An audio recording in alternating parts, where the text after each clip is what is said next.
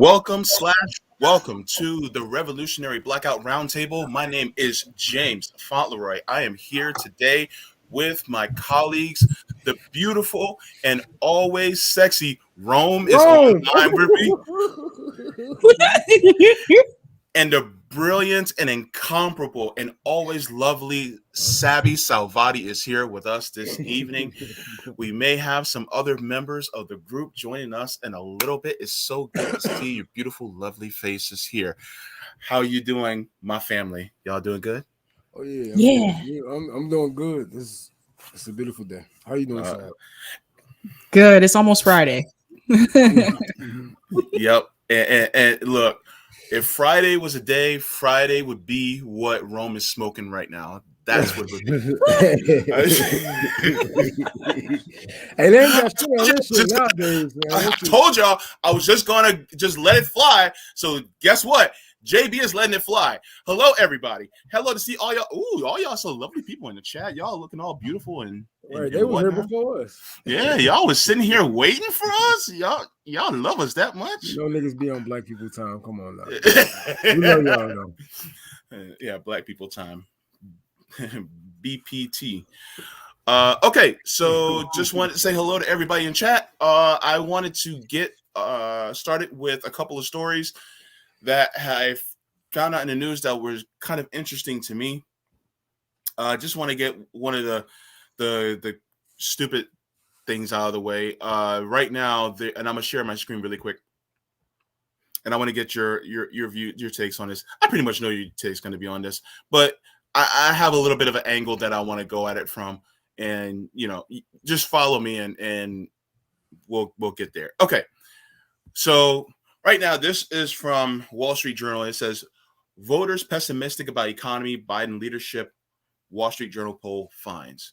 Now it's basically exactly what the polls say is that that people are pessimistic because of the what's it called?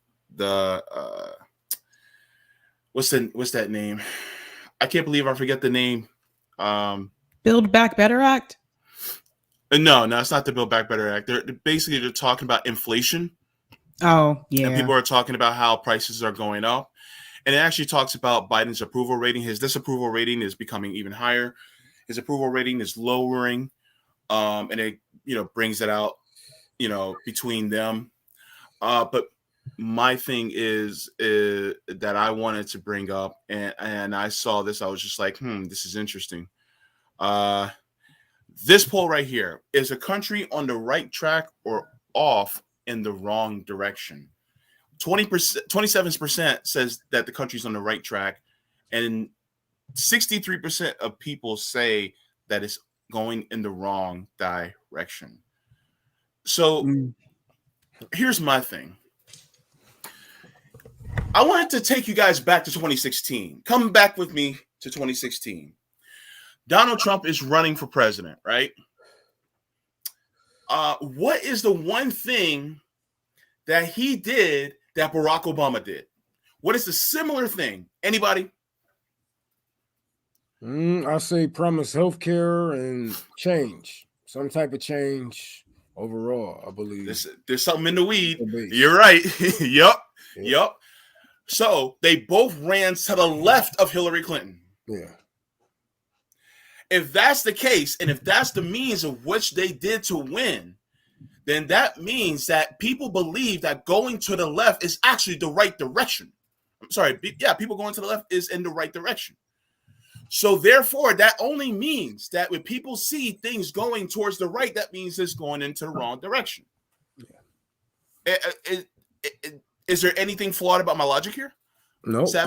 Policy wise, no. Policy wise, the problem is people are too brainwashed with the socialism, the communism, the this and that, and they don't even know the meaning behind these words, and they will put these meanings on these things, and it's a total opposite, or it isn't even close to communism. A lot of people are calling, this is communism straight up, like this is what communism do. Like, no, communism wouldn't take your freedom of speech. Communism wouldn't do this and that. but that's a whole nother story. But Yeah. So yeah, he did run to the left. He actually came up to Michigan multiple times, tens of times. He came up to Michigan. He came to New York, even though he was hated there. He came to all through the Midwest, to the East Coast, West Coast, and he dominated. And he was really to the left of her on war, as far as Libya.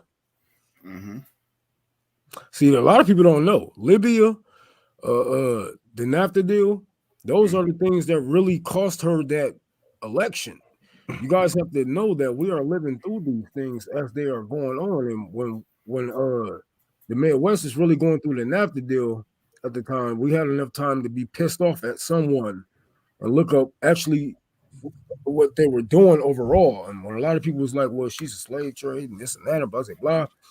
And when people talk to certain people and neighbors to co-workers, it really can change an election. It wasn't on Bernie Sanders to change any election because he could have said whatever the fuck he wanted.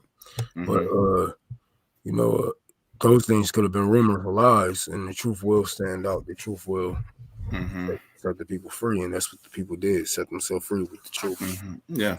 I just want to give a welcome to Kamali, my caramel brother. Hey, what's up? What's going on, David? Right now. Coming in, hello. Just listening. Just to fill you in, right now we're talking about this article that came out in the Wall Street Journal, and it's talking about how a lot of people are talking about inflation. Before I get to you, Kamali, I want to give the thoughts from Sabrina as far as this article talking about people's thoughts about how the economy is doing very poorly and they are pessimistic about it. What are your thoughts? I'll give you an example. Even though there are a lot of job openings, the problem that a lot of companies are running into is that they can't find people to do those jobs. The reason why they can't find people to do those jobs is because a lot of these positions, they decrease the salary from what it originally was when they reposted these positions. And then also they've changed some of these permanent positions to temp positions, to contract positions with no benefits. And they're not telling you that part. They're just saying, oh, we got all these jobs and nobody wants to work. No, they're not telling you that they decrease the salaries. So you still have the same job duties in the description, but they want to pay you less, and then they don't want to give you benefits when the person who was in that position before had all of those things. So that's part of the problem. The other thing is, in reference to Joe Biden, he's not focusing on the right things right now. This is part of the problem. The economy is still a disaster. I don't care what anyone says. The economy is a disaster. He needs to fix it. Kids are still in cages. That has not been fixed. And as much as he talked about that when it was under Trump and he said that, oh, this is so wrong, the kids are still there. And so those things haven't been fixed, but the economy is the big one. And that is going to determine whether or not he wins come 2024. I don't think he will win come 2024 because his approval rating is continuing to decrease. And at this rate, I wouldn't be surprised if he gets down to Kamala's level, which is 28% approval. So he's not helping the American people. We have a pandemic that just plagued this country. Over 600,000 people died in this country because of that. And they still haven't fixed the healthcare system. They haven't even done anything about that. So then you have people still don't have health insurance, or people have health insurance and they're underinsured. People still dealing with medical debt during a pandemic. So when you look at it all and they talk about that Build Back Better Act and they make it seem like it's a good thing and it's this bold move, like the New Deal. That's another show. I can get into that because the New Deal screwed over Black people. But when they get into that, they make it seem like this is this bold legislation, but it's not. Because if you go through the numbers and then you look at the sites of the organizations, the professional organizations that tell you how much money you really need to fix those things, like with the infrastructure, the American Society of Civil Engineers, according to them, the amount that they have in the Build Back Better Act, that's not even half of what we need just for the maintenance. So no, Joe Biden is not focusing on the right things. And let's not forget, just the other day, the House passed that bill to give the Pentagon $768 billion, but they can't give people health care. So no, they're not focusing on the right things. And come 2024, people are going to see, and hopefully Democrats will see it too, and they'll wake up. Kamali, I'd like to bring you in on this conversation. One of the things that one of our sisters in this fight, Josana, just chimed in. She said Democrats will lose already in 2022. The people need to unite and fight. Along with this article, your thoughts of this article, is the plan to even win? Yeah, so I think that we know by now that a lot of what we see in electoral politics at this stage, particularly at the national level, but really it's very pervasive, even all the way down to the state level here in my state of Massachusetts. We have an overwhelming and Sabrina's here, here with me as well here in Massachusetts. We have an overwhelming Democratic majority, and still nothing gets done. They leave the people, they hang the people out to dry every time. We couldn't get rent control done in the middle of a pandemic, with evictions on the rise, homelessness on the rise. So to think that getting some Democrats in or whatever, it's all theater. It's all political theater for these people, right? And to them, it's just a way of keeping us focused on this thing over here so that we don't, do the real work of, getting together and starting to build mutual aid, those dual power centers that we always, that I'm always ranting on about. So they don't want us to have that form of power, the power to instead of the power over, as Linda Kikivish explained on her segment that we did during the General Strike Summit. So I think that this is just more of that. We got them throwing up their hands. There were so many policies that were supposed to get done, according to the Democrats, even something as basic as a $15 minimum wage. We couldn't get that, in the middle of a pandemic with all these people, essential workers, on the front lines, just putting their lives at risk. And we can't get these basic things done. So I think that's why, we even talk about things and focus our attention towards things like a general strike and trying to use, control the levers or pull the levers of power in different areas and different arenas outside of electoral politics at this stage, because, it just feels and it's very clear, I think, to most people now that, people that are paying attention, let's be real, not everybody, not every American has the time. They're working, 78% of Americans live in paycheck to paycheck. They don't always have the time that we do to be as involved in politics. But the ones that are paying attention see it for exactly what it is. And it's all political theater. It's all kabuki theater. And all we have to do is just stop focusing so much of our attention over in that realm and start to, do some of the things that we've talked about here on our shows. We've had some great guests on. I loved Logan Grendel's, community, backyard gardening and things like that, just growing our own food. They don't want to. That's why they were so scared of weed, right? Because here's this, like, I'm Rastafarian, was raised Rastafarian. Here's this plant, this medicine that you can grow in your own backyard, in your own, home. They don't want that because Big Pharma wants to have you on the hook, and they want you to have all these synthetic chemicals that they got to build in labs for sure. But they don't want you to have to be able to have the power of growing your own medicine, growing your own food and things like that. So we got to get back to means like that in order to shift power back and focus on the right things. Thank you very much for that. And I love one of the things that you said, kabuki theater. I'm going to get to that point right after I read this, but in the article, it says that some 46% expect the economy to get worse in the next year, compared with 30% who are expected to get better. By a 29% margin, more voters think inflation will get worse rather than better. More have a negative expectations rather than positive ones for crime by a 33-point margin, border security by 26-point margin, and the nation's political divide by 50 points.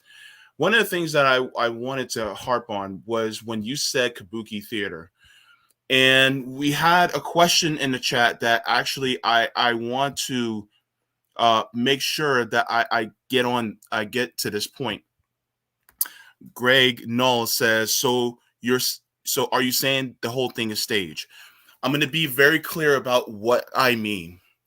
Yes, Yes, staged. And here's my reasoning why. Because we have this thing called the rotating villain. The rotating villain, and I've showed it many times. I can show it again, actually. You know, as far as the Urban Dictionary depicts it, it's a system where the ruling party, they will make it so that the things that the people actually want to happen, they put a boogeyman or a villain there to say, see, we can't do these things. One of their number one villains that they always use is the Republican Party. But in order to make it so that the Republican Party does their boogeyman thing, they have to put the Republican Party back into power. Why do they want the Republican Party back into power? Number one, so that they can raise money because they want to fundraise off the Republican Party. Number two is liberals agree with Republicans. And because they agree, they want them to be in there. But just to keep that system going, they have to make it seem like, oh, well, they're the villain, so we have to fight against them. But in order for us to fight against them, you have to send us some money. So go to, Act Blue and support us. And so that's how they do it. And it's every single time that they do it. Exactly what Eric Thomas said. Orange man, very, very scary. Okay? And that's exactly what they do. And because of that, then they know, Joe Biden knows that the economy has turned to shit. And so because the economy has turned to shit, then guess who's going to come in? Because people are going to go either this way or that way, Republican, Democrat, because they set that dichotomy. And they were like, you know what? The people won't have any other place to go but to Republicans. Meanwhile, people like us are saying direct action and third party, if anything. But they don't want us to hear us say that. The reason why is because that ruins the gravy train. Because both parties are really essentially one party. And so, was I serious when I said that the whole thing is staged? Yes, because it is. When they say the system is rigged, it is literally rigged. Look at 2016, look at 2020, look at the Democratic primaries. Look at what happened with Bernie Sanders, how he was screwed. Look at the Iowa caucus and how Pete Buttigieg was so ready to declare a victory, even though he lost. Uh-oh. He lost, and that's like getting winning the Super Bowl. Somebody winning the Super Bowl by like 40 points, and then the person who won only by like 27 points goes, "I won," and it's like, wait a minute. How did you win? And the thing is, they won the battle of the narrative battle. And so because it was a battle of narrative, then guess what? Everybody started to assume, oh, I guess he won. I guess he won. Next thing you know, who's covering that he won? Mainstream media, when really Bernie was the one who won. But then because of that manufacturing consent of the polls, because this is what they do, they make it seem like that person won. And so then when it makes it seem like that person won, then everybody starts to jump on the train. And so guess what? People started jumping on the Buttigieg train because they thought he won. When really, if they had actually reported it accurately that Bernie won, everybody would have been jumping ship. Buttigieg was a Titanic. Everybody should have been jumping ship, but they didn't. And so this is one of the reasons why it's all staged. Democrats and Republicans, all in one party. But that actually backfired against them, JB, too, because Bernie went on after that and won New Hampshire and Nevada. Mm-hmm. And I was like, we're about to get to the South. And I knew Booty wasn't going to do well in the South. I knew he was not. No, black people were not going to go vote for the boot. I knew it. He was not. He did not have support from black people. And then after he realized that in South Carolina, he's just like, well, maybe this is my chance to back out of this and pull away. And Obama's like, you need to drop out. Yep. Yeah. Mm-hmm. That's the first I ever heard the booty as a nickname for Buttigieg, and I'm loving it. The booty. Sorry. And I'll just throw in that they've now with the rotating villain. I think that's what it's called. Correct me if I'm wrong there. I'll bring it JP. up while you're talking. Yeah, with the rotating villain, but they also do that now. We see that with the Blue Dog Democrats as well, right? Where they can then rope in a lot of, you know, progressives, leftists into the electoral politics, into the Democratic Party, and being, you know, coerced into voting within the Democratic Party because of, you know, well, look it over here, you got a Blue Dog Democrat and they're the villain this time, right? And they rotate them out, right? Sometimes it's Joe Manchin, sometimes it's Kirsten Sinema, and they let them each catch just enough flack so that they still stay safe in their states, you know, and they want to make sure that they can give them enough flack, but then they'll pass it over to the next one over here. But there'll always be one. You know, it's like trying to play a game of like whack-a-mole. You know, as soon as you knock one down, another one will just pop up over here. And so we got to get real about looking outside of even years before this, what we had Ryan Paul and Mitch McConnell, then we had Mitch McConnell, then some other motherfucker. It's always going to be somebody who's going to have too much power to stop you, and you're going to have to bow down to them somehow, some way for them to stop. Like, bro, if you have the power to stop them, stop them. You should be able to do this with or without my vote. Because if you know somebody, if you know enough to get into this power, this position of power, you should know how to stop these people. Like, why should we play the inside game and you know how they become? Look at these people. You promising me that you're not going to become one of them. How can I take you for your word when that's all you have? Like, let's be realistic about this. We don't know these people from a can of paint or nothing. All they did was come around us and adapt our language. All they did was come around us and say, I look like you. We sound alike. We came from the same neighborhoods, but guess what? I got ops in the same neighborhoods as me to this day. To this day. And just because you came from the same background as me, just because you came from the same neighborhood, just because we talk the same, don't mean we want the same things. Okay? I mean, you want a nigga like me alive, right? Right? Some people will kill you. Some people will set you up. Some people will sell you out. That's life. And that's tough. But it's realistic. And you think people don't look at their jobs or careers like that? Like, oh, there's no way that they would sell us out. There's no way that they would do this and that. No, people will really take you out for their jobs. $200K in a world like this, $200K a month in a world like this, plus the endorsements, plus the books, plus the speaking fees, the speech fees, and this and that to show up to a party, you get money. What you talking about, bro? Yeah. Yep, it's all about the money. Yes, they will sell you out. And then come back around here and there, and they'd be like, what they talking about now? Oh, well, we need climate change, and we need this and that. And like and tweet, if you agree, and what will healthcare do for you and your family? No. Hey, I think the OJs made a song about this called "For the Love of Money." No, really. And if any of you never heard that song by the OJs, I want you guys to go ahead, look up the lyrics and look it up, because the thing is that that's basically, you know, one of the lyrics is, for a strong piece of paper, it carries a lot of weight. And the thing is that is, people will screw you over. They screw everybody and their mama over just for a buck. They brother. Yeah. Didn't they sing that song, the one that goes, they smile in your face? Is that them too? Yeah. Oh, the time when I get your place. Sorry. We about to get down on here on RBN, baby. That's what it's all about. Welcome. Okay, so did you guys have any final thoughts on this article so we can move on to the next one? Government. That's my final thoughts. And you know, I feel like Jerry Springer in this motherfucker. We're gonna take it to the corner on this motherfucker. No, I'm playing. I ain't got no final thoughts somehow.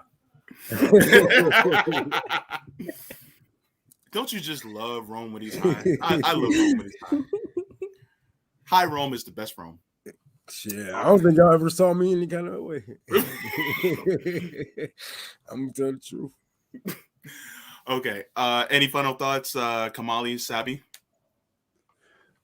Just that, don't believe all the bullshit talk about inflation. I queued up a clip, but I won't play it here, of Richard Wolff breaking down inflation and how the whole narrative about inflation being about the money supply and too much money is going into the economy is complete BS.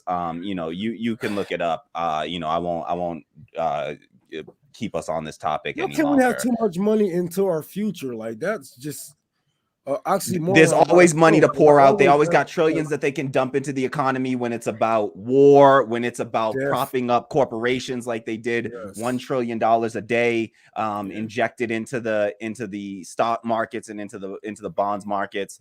So there's always money that they can pump in when it's about propping up, big business. They always got money for that. Tupac said it best, they got money for wars but can't feed the poor. And so, it's just the same old story story here.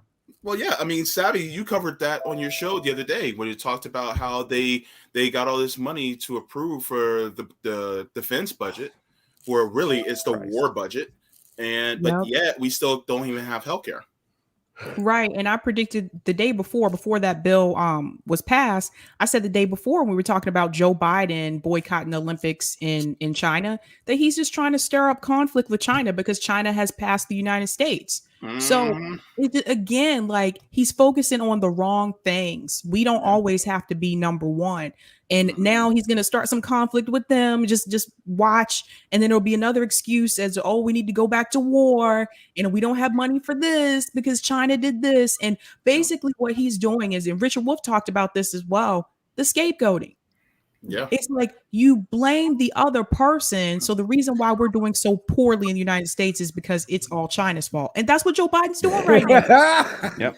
China and Russia. And it's not even, I don't think that with China, I don't think America is stupid enough to try to get into a hot war with China. I mean, they have literally 4 times the population as us. Like Sabrina just pointed out, they surpass us on GDP by the metric that all capitalists love to base their economic success around. By that measurement, they are beating us at about a 4 to 5 times clip every single year over year, where the US is growing at around 2 to 3%, which doesn't even keep up with, again, the rate of inflation, the rate of inflation as we're talking about, the rising costs. They are routinely at 8, 9, 10%. Even in the middle of the pandemic, they were the only country that saw growth over that time. So yes, it's not going to be a hot war, by my prediction, but it will be, and nobody can predict the future. Who knows how stupid they are. But they definitely will do Cold War tactics, and it'll be all about, we need to beef up our technology, our security, our security infrastructure. You see them talking about it already, the technological warfare, they use terms like that. And it's really all about just coming up with a new excuse to increase the military budget year over year. It doesn't even, what they're talking about doing for infrastructure doesn't even come close to what we do for our weapons and war budget. Like we were just saying, like we pull out of Afghanistan, but we still give them $700-something billion. And that's not even at the end of the year or the beginning. Like what the fuck? That was just spontaneous. After they just said they couldn't give you guys free corona. Like, don't, like, I'm y'all think that we the crazy guys. Like, I'm just saying, like, maybe we should take a step back and just look at it from the outside in and think about what these guys are actually doing. Think about the power that they actually have. Even if you can get into these positions, the power, you are in some type of circle of power. And you can make things happen if you want it to really happen. So if it was us, you see what we do, mutual aid. We take care of our communities. We are well known within our people. That's not hard to do. But if you go into your community, ask them about Pete Buttigieg. Ask a regular neighbor about Pete Buttigieg. They probably won't even know him. Ask the They'd be like, regulars about booty even who? the senator. Ask them about their senators or their state, their city reps in their own zip codes. They won't even know about them because we don't know them niggas. Yeah. Just a question, and I think this is kind of a good question for you, Kamali, to answer. You said you were talking about how they try to use the logic of improving technology for better defense and surveillance. What if the United States somehow just dropped the whole enemies of America as like different foreign countries or foreign groups, and if they were to adopt the war on climate change being its primary and only adversary, what would the conversation around technology be then? Like, how would that be something that we could embrace? Yeah, I think, I mean, it's so obvious, right? Like you would if they were serious about this stuff, right? We saw even with Huawei, right? The company Huawei was they're essentially, they manufacture, they're a communications corporation out of China. They manufacture, they're sort of like, the Nokia of, or maybe that's too old school. I'm showing my age here. The AT&T sort of China, and that company, they did all this essentially red scare tactics, yellow peril tactics. Oh, China dangerous. Huawei is coming in, and they're working with the state, to implement this technology, and we can't allow Chinese technology into our devices. Meanwhile, the U.S. has technology in countries all over the world, where they're manufacturing this technology. Do you think that these corporations aren't working hand in hand with folks like the CIA, the FBI? You don't think that they have back doors into the technology there? So all this is about again, just scare tactics. And instead of, China also leads the world in solar energy, in reusable energy, right? Renewable energies, right? So instead of us sitting here trying to have trade wars with a country, we could instead be, thinking about planning, our economies around where it makes most sense, not about where we can exploit workers the most, which is how, corporations do all of their planning. They always talk about the scary planning under the communist governments. They're doing all this centralized planning. Who else does centralized plannings? Every single massive major international corporation does centralized planning. All right. They plan because they don't want to wait on market forces to be the determining factor in their company continuing to turn a profit. So they do all kinds of centralized planning. And instead of us centralized planning and not centralized, because that's not what I'm advocating for, but to have a planning amongst where people can participate democratically, and we could do things like, hey, if it's cheaper to build this technology over here, we'll build that technology over here. The rule has to be that no matter where those workers exist, that they're getting paid a dignified living wage, that we aren't engaging in trade wars that only ramp up the prices for the consumer and really have no impact on these companies. They always stand to turn a bigger profit, and that's why they'll do these protectionist sort of policies. But these are things that we could be working on as a, cosmopolitan sort of one world community that we could be looking at things as. But instead we have to do this like capitalistic divide everybody up. I'm against this person, I'm against that person. And like you said, it's all xenophobia and otherism. And under that guise, they get us to fight against some people that otherwise, it's just like sports teams. Honestly, it's like where you happen to be born at, is like, you will hate a person. I'm from Boston. I grew up like having to hate New Yorkers, and like, I'm like, at a certain point, you're just like, wait, why do I hate these people? I love Josana, shout out to Josana in the comments there. Like, my family over in New York and stuff. Like, why we gotta hate these people just because they happen to live in another state? Why do we gotta hate these people just because they happen to live in another country from us? Every human life, as Cornel West says, should have equal value. And so we got to start to look at it that way and recognize that a Chinese life, a Palestinian life, a Venezuelan life all have the same value, inherent value as an American life, and then start to act like that. So yeah, I think that's the kind of changes we see. Ooh, I love it when you start to talk like Dr. Cornel West. Gets my juices flowing. I'm sorry. Did I just? We already demonetized anyway. Who cares? Okay. Savvy hates the Yankees. Orioles. See, I started thinking of cookies. When I see Orioles, I'm thinking of cookies. Rome, are you hungry now? Because I just mentioned cookies. Oh no, I'm actually full as fuck, man. I had barbecue like fucking 2 days in a row. Oh damn. Barbecue in the winter to piss my neighbors off. See, you came on the stream. Now you're bragging about you having barbecue, and you didn't like me. What? Yeah, I was just about to lay down, and then I saw Sabrina. I was like, oh shit, we're out here. That's right. Yeah, I know about that. I mean, he had to sober up. Yeah, roundtable. You got to do it. Okay. We need a revolutionary blackout barbecue. We gotta make it happen. We gotta get up soon and do some cooking out. Get that smoker going. Both kinds of smokers. You know what I'm saying? All right. So sorry, Savvy. Her parents are probably watching the show like, oh my God, these people are little girls associating with these type of people. I'm so sorry, Savvy. I'm sorry. Even if you drive over a couple of speed bumps, we'll ride with you, but just don't drive over too many of them motherfuckers. Don't go too fast over some speed. You know what I mean?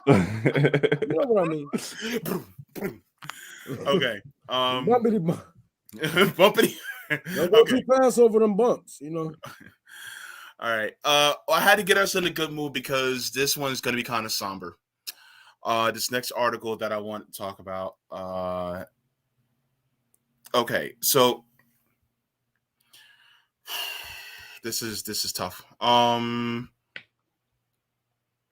But okay. This is from ProPublica. It says, judge says New York Police Department illegally withheld footage in police shootings. You know what one of my favorite sayings by white people is? No shit, Sherlock. I love that saying. I know, right? That is one of the best saying. No shit, Sherlock. And this is the perfect response to this article. It says a New York State judge said that the NYPD was operating in quote unquote bad faith when it denied requests to release body-worn camera footage from the killing of Kowalski Trowick. Now, if people don't remember, Kowalski Trowick was a young gentleman that was going through kind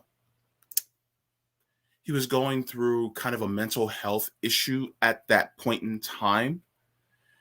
And police barged into his home.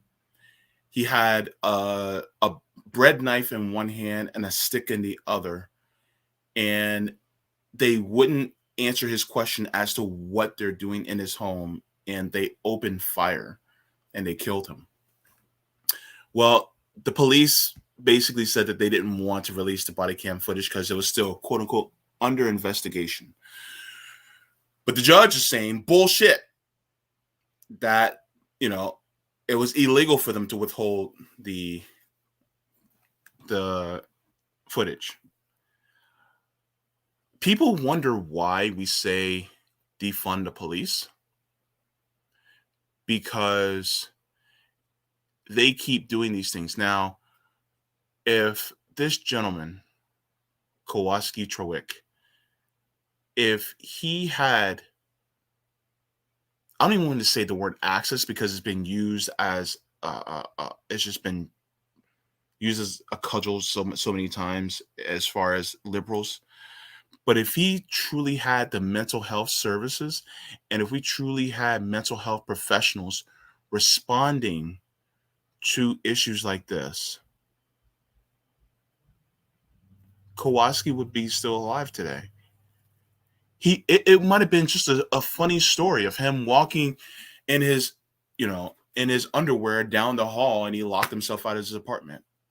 But instead, it turned into a tragic story of him losing his life by police barging into his apartment. Sabby, I want to start off with you in response to what the judge said, and does it give us any solace whatsoever? Meh. No, because the system is still in place. The NYPD is one of the most corrupt police departments in the country. Them and the LAPD, they might as well just join forces. There's so much that has happened with the NYPD.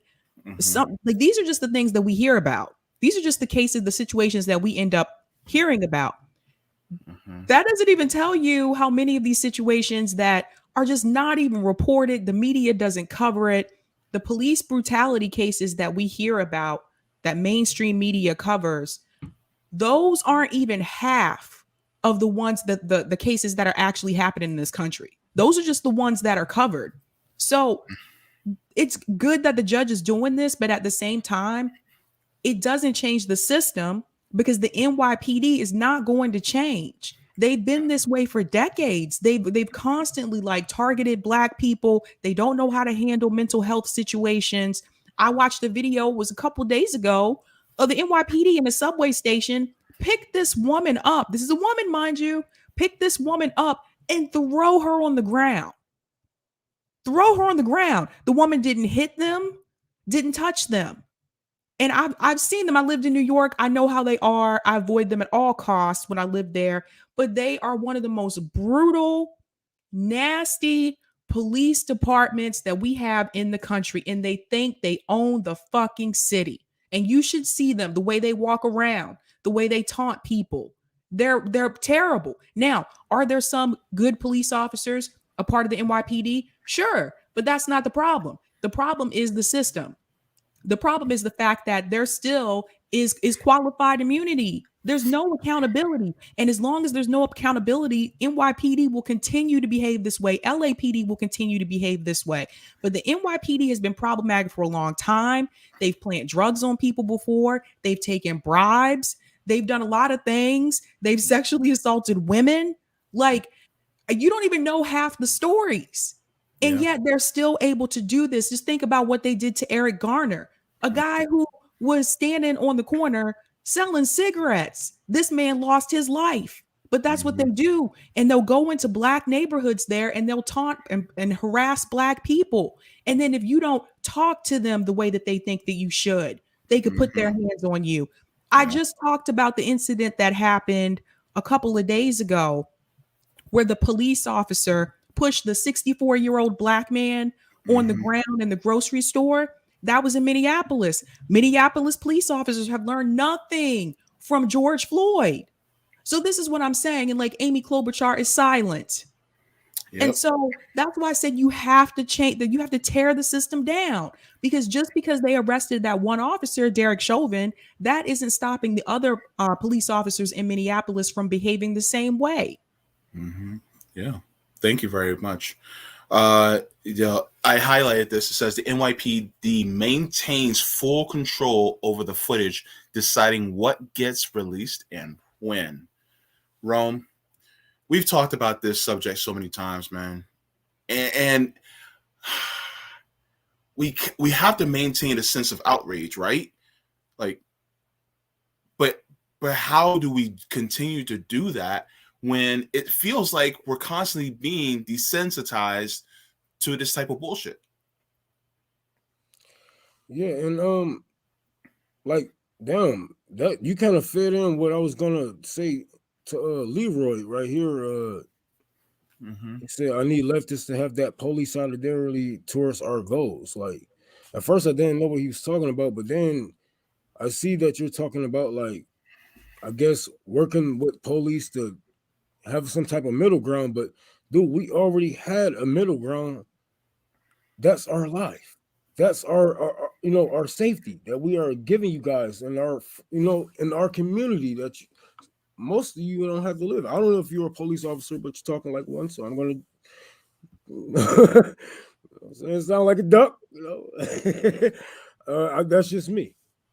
But seriously,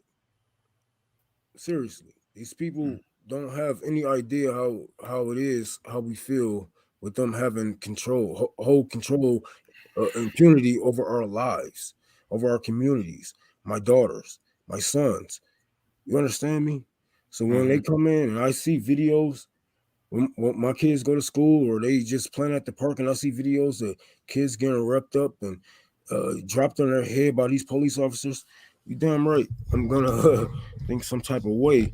And if anybody had power and the laws behind them, and if I feel like they're taking advantage of their positions, then fuck yes, I'm gonna speak up. It's not about us.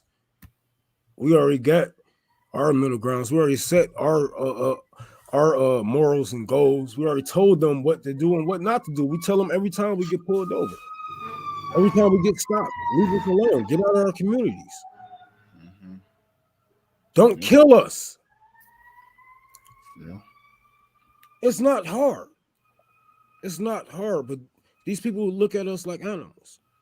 Yeah. They look at us like animals. They're the zookeeper. They got their tasers. They got their guns. They got their batons. They got the laws. And they're going to do whatever the hell they want to, because who's going to stop them? You? Like people saying abolish the police. Yes. We have to abolish the system and redo the police system altogether. Redo a whole fucking law system altogether. We can't just throw people in prisons. We need people to rehabilitate, like Ronald Reagan didn't do when he kicked the mental patients out generations ago. We need people to really rehabilitate, get their lives together, and really talk to people, learn what's going on. So fuck the police. It's not up to me to have solidarity with them. They come into my community. They looking over my kids. They don't have to fucking go to jail if they was to do something to my family, something to my community. So yeah, fuck all that. Kamali, your thoughts? Yeah, I mean, like you said, completely unsurprising. This is we talk about these stories constantly. Sabrina pointed out. I mean, this is just one in a mountain of examples of just the New York City, just New York Police Department. All right, and let's be remember that they got a $10 billion on paper budget. Resources say that it's much closer to about $12 billion, which is larger. That's just for New York City. The New York City police budget, that's larger than the country of Ukraine's military budget, who has has Russia knocking on its door over there, and are concerned about protecting their country. I'm anarchist. I don't believe in nation states and don't care for that much, but still, look at the amount of money being poured into this police department, and as Rome and Sabrina and you already pointed out, there's just case after case, example after example, and it's not just unique to New York. Let's not kid ourselves. This is everywhere, all over this country. It's not just in black neighborhoods; it's in white neighborhoods as well. It's in brown neighborhoods. It's in Latino neighborhoods. It's everywhere. Everywhere that the police exist, they do this to people. It's their unaccountable power. We can't have this sort of policing system over us. We gotta end it. I think that examples that we gotta look to are, I think that it was maybe Portland. I'm trying to remember right now. I think Portland might have run a test where they were sending out to all the mental health, homelessness calls, and one other type of call. They instead of sending armed police officers to that, and if there wasn't reports of somebody being armed and dangerous, they sent out a social worker there was a psychologist there, they had a team of people that were essentially, social services folks that were responding. These were unarmed individuals, and in all of the calls that group took for a 6-month span, not one death came out of a single call that they responded to. So when you have them as the first responders, plenty of other countries do this. UK, the vast majority of first responders are not armed. There's a really amazing video of the UK police disarming a dude with a machete with a bunch of like recycling bins. Like they literally like just grouped up. Man, I'll pull up the video if we want to watch it just to see. I saw a couple of UK videos with them just disarming people. Like I was like, and I always go to the comments because I know it's gonna be those comments. If this is the USA, if this is the US, if this is in my hometown, and blah blah blah. It's always like that. But it's funny because I'm high, but it's heartbreaking overall. Because holy fuck, it's the truth. And when you hear Americans like from different backgrounds speak about like, damn, if this US, they would have killed him, shot him. Yeah. You know what I'm saying? First swing, first look with the machete. As soon as he would have pulled it out, he would have been dead. People done died for less. Yeah. And they have got away with it. And we have went to jail for less. Way less. Like JB, can I share the oh, go ahead, sorry. No, you can't. I'm just kidding. Go ahead. How do what am I doing here? I need to share this article. How do I do it when I'm not the host? I think you can just do a share screen and just throw it up on there.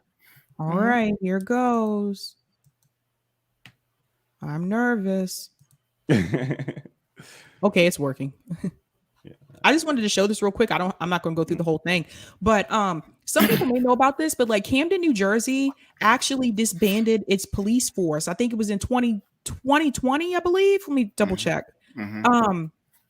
Yeah. So in 2020, and they have community policing instead. Can I play this for just a second? Sure. That's my hometown, by the way. Oh, wow. Mm-hmm. I didn't know that, JB. Yeah. Let me see if it'll. Okay. All right. I have to mute my mic because I'll get an echo. Rough place. This was a rough place.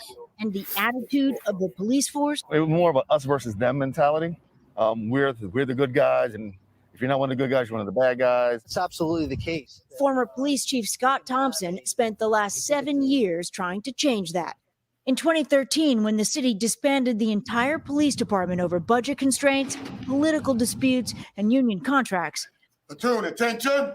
It was an opportunity to start over. How do you, as police chief, then rebuild it from the ground up? We were coming off of what was statistically our most violent, deadliest year in the city. We had 67 murders in 2012. Every new recruit that came through the door, they were told, you were going to identify yourself more with being a member of the Peace Corps than you will be a special forces operator in the military. They want you to fall over and hurt yourself. The hope was to restore the public's trust in law enforcement, or in some cases, build trust where there had never been any, a shift to community policing.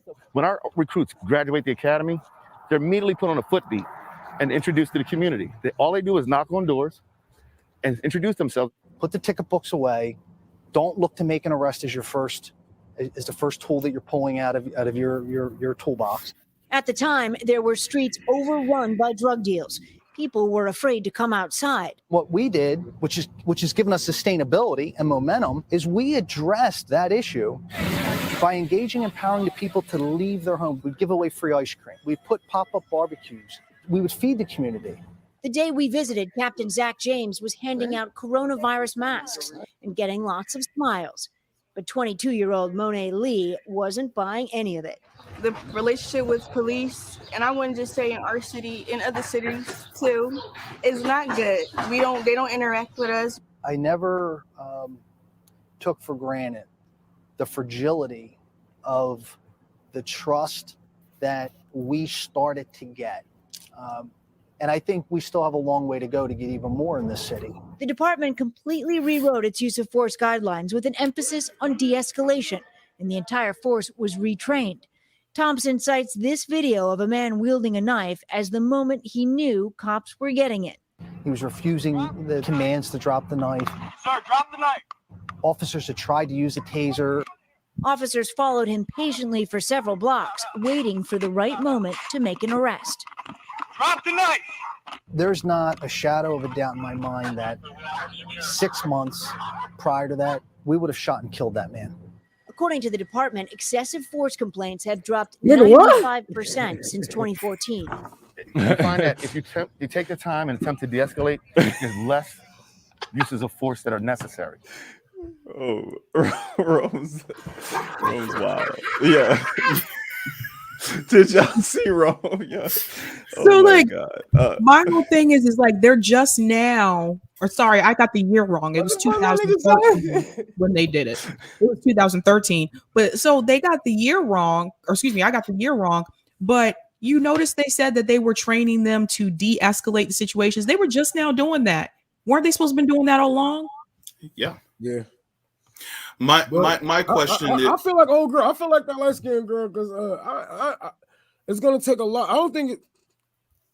Just like you had said, we gotta burn it. We gotta burn that whole. Even them coming around, still being hired by the same system that had locked their brothers, uncles up in the same uniforms.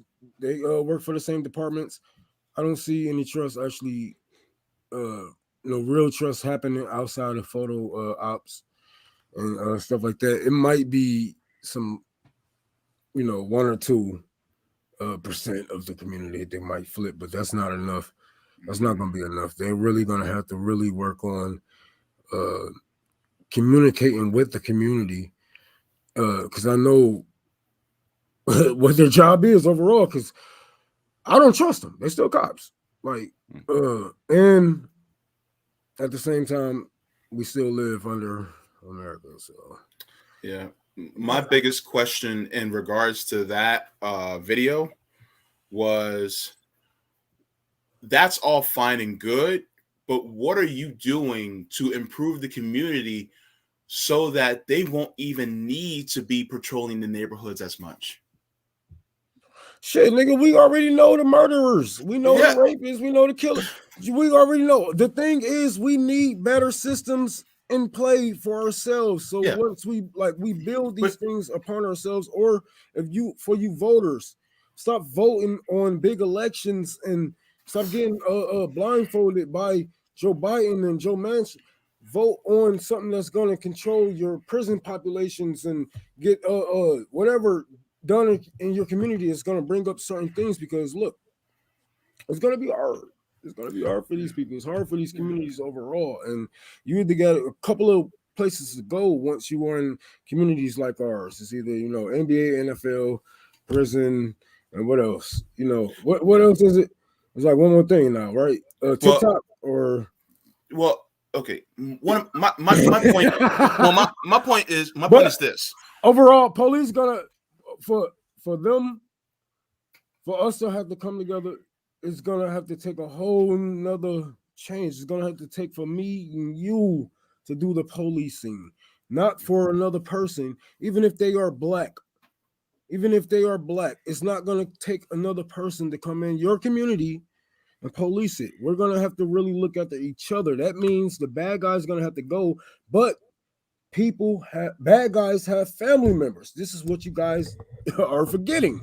They have family members. They have people that protect them, and we know these people. Some of them are in our family, So, yeah, a lot of these people don't want them to go to these systems because they know they're not going to be rehabilitated. They know they're going to be taken advantage of. They know that we're not going to have the resources to back them up once they go into these systems.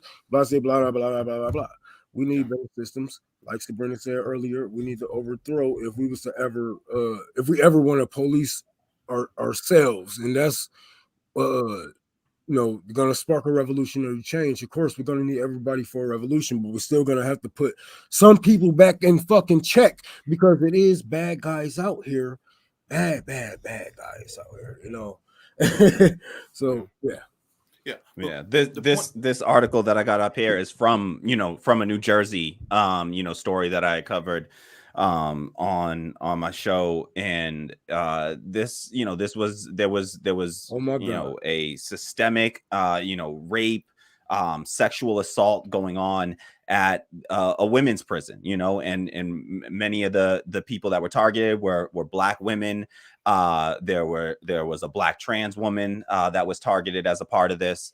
And, you know, so like what to just go into what Rome said, it's the whole system. It's an entire system change that we're looking at, because even, you know, that one layer, which is still just, you know, it's you know, it's better than the other, you know, the other you know, options that we have out there right now. You know, it's better than what's going on, not the other options, I'll say. It's better than what's going on in many other cities and towns, because at least it's trying to, you know, do some sort of, you know, community policing. But the reality is exactly what goes, you know, exactly what Rome said. It's not about just, you know, retraining these same people, these same institutions. They have all the institutional power. One, we need to get rid of the you know, or fight police unions till we have to destroy police unions essentially. And so because they you know, I think it was you know, I forget, maybe it was something Sabrina was covering recently, I can't remember where, you know, they were talking about how it happens like before you even get to the point of you know, being able to sort of defund the police. Those contracts are kind of baked in. You know, those contracts get baked in where the police unions already negotiate a contract, and if you want to try to defund police in any way, change their budget, you're gonna get sued by these police unions. And so we gotta it's gonna require entire system change. Alex Vitale talks about this in his book, The End of Policing. And it's you know, we got to start to look to not requiring these people to be in our communities. It's not going to come from a group called the police. Like, we got to, even the language, like policing ourselves, we're gonna have to change that, even because we talk about policing and then immediately we gonna, you know, people got an instant reflexive like, I don't want to be policed, you know. So it's like we need, Sabrina, you know, tell you like you were saying, like these unions will, like we were just talking, me and Sabrina was just talking about unions, but even if we were successful of suing them, you know, these unions would just get them another job. And we know this even just from working in excuse me, I'm a little partial, mother, give me some water, warehouses or whatnot. We already know how these unions do you. They move you to another job. You might end up making more. So I just wanted to fill in. No, that's so real. I think they did a study about this where they showed that these police that get, you know, fired from one place just get moved and shifted over to another, usually blacker neighborhoods where they are then, you know, where there's less, you know, like eyes on them, and then they just go and abuse people over there quietly over here, where they're less in the spotlight, and they're still, you know, the same cops are moving around, and it's not just one bad apple. The whole damn tree is rotten to its core, and we really do it's going to require whole system change. And in order to do that, we're going to have to start to build up the institutions. That's what dual power is all about, is us in our own community starting to build up these institutions. We can't be calling the cops on each other. You know, we got to start to look to other solutions in pretty much, you know, every case across the board. We got to start to have people that we can call on, you know, social workers, you know, people that have training in de-escalation, that aren't armed, you know, people that are not armed coming to insert themselves in these situations. And especially, you know, like even in schools, we got to get cops out of schools, because we know the school to prison pipeline. We got to stop, you know, putting, you know, military people shouldn't be like the number one type of person going into whatever this institution of policing that we create is, because the training they're getting there is not preparing them for the kind of situations that they're going to need to be de-escalating. And honestly, even the rules of engagement in war are better than what cops are trained as, to be honest. You got people that have been involved in wars and will explain the rules of engagement, and cops do not follow even, you know, the rules of engagement of war when they're handling black and brown people and poor white people. Let's be real. You know, no one they can't even use gas. Police can use Yeah. gases. Yeah. Come on. Yeah. I'm about to give me something to drink. I'll be back, y'all. Yes. Yeah, I just wanted to make a point about the video. And my larger point is this: you can do all these different things about de-escalation and try to make yourself known to your community, what have you. But as long as I still see people hungry, dilapidated, and condemned buildings, I still see people not making a living wage. I still see people not having health care. Then the desperation and the need for an opportunity is still there. And so those crimes of desperation and those crimes of opportunity will still be committed. And it's still going to keep happening no matter what. So you guys can do all that, right? But the thing is, it's still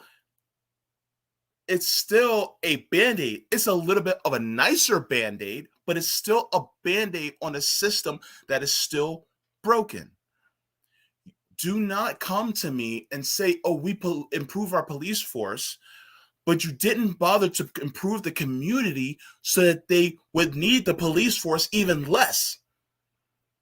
You're just trying to make it so that people are more accepting of you so that you can take those taxes and pay the police better. It's like, no.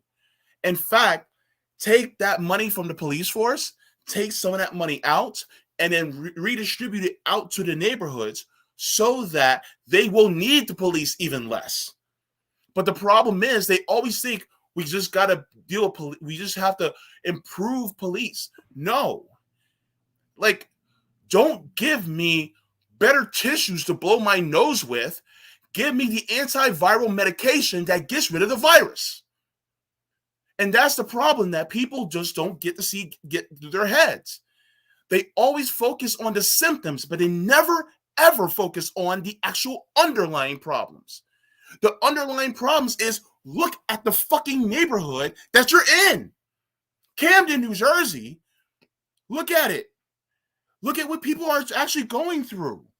Look at how many people are behind on their rent. How many people are sick and they cannot get the healthcare they need because they can't afford it. And don't give me that Obamacare bullshit, because guess what? Affordable is a relative thing. Affordable to whom? And so when people talk about, oh, we just need to fix the policing, no. You have to fix the system that causes people to be over-policed. You have to fix the system of people's lives. Maslow's hierarchy of needs. People need clean, good food, clean water, health care. They need a decent job with a living wage. They need all these things first. And if you do those things first, then everything can improve. And that's the crazy part. People keep trying to fix the roof when the foundation is fucked up. Fix the foundation first, then you can get to the roof. But the thing is that they just don't deal with this. And I appreciate what they're trying to do. It's like they have their intentions are kind of good, but let me remind everybody of the saying, the road to hell is paved with good intentions. Because yes, the intentions are good, but people's lives are still fucked up. And they're still going to be committing crimes of opportunity and desperation because their lives are still fucked up. But the police officers just really a lot more nice to them. So what? Who fucking cares? The thing is that person still has to commit those crimes anyway. They're still going to wind up in jail or in prison. It's just, am I being too pessimistic here, or, you know?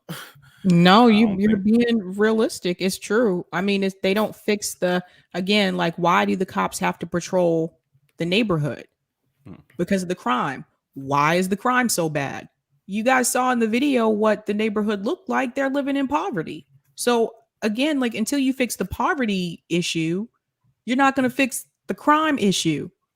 And until you fix the crime issue, how are you going to fix the police issue? Reggae artist Tanya Stevens, she said, providing no jobs and telling us stop the crime is like beating a child and telling them not to cry. So it's just, you can't have people in if you got to steal a loaf of bread to feed yourself and your kids, is that is that a crime? Is that an unjust, immoral thing to do? When you're stealing from, Walmart, a massive corporation with billionaires at the top, is that what we consider a crime in this society? You just got to look at what they even call crime. I think the dude who sold Mac Miller drugs, is getting just got hit with something like 10 years. But meanwhile, the Purdue family that caused the opioid epidemic that killed hundreds of thousands of people got a fine that amounts to, one of us being fined $1 or 50 cents for killing somebody, for killing hundreds of thousands of people all over the world, not just Americans. And so it's really about what we even consider crime in this country. What they call white collar crime sometimes, has massive impacts on in killing people at the end of the day. And those crimes are never seen as serious enough to warrant jail time. We say corporations are people, but when corporations kill people, they don't get the death penalty. Like we see so many innocent Black people end up on death row. So why can't there be a corporate death penalty if corporations are people? Where's their punishment for the crimes that they commit all throughout all of our communities?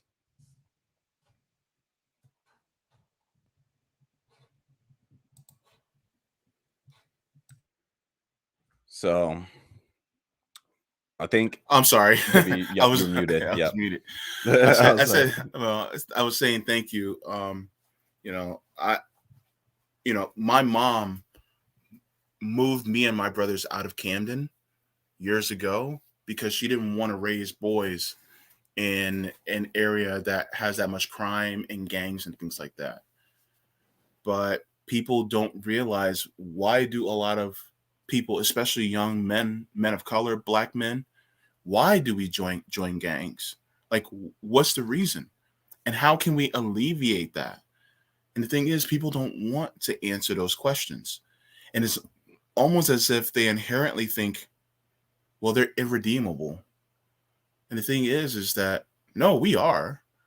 The thing is that the best way to redeem us is really, I'm going to sound like Rome here, but just give us some fucking money. That's pretty much what it is. I'm going to tell you the truth. Black gangs, Latino gangs, any gang, they are very, very important to every, even in a political scale. They are very important. They have been used as scare tactics and everything.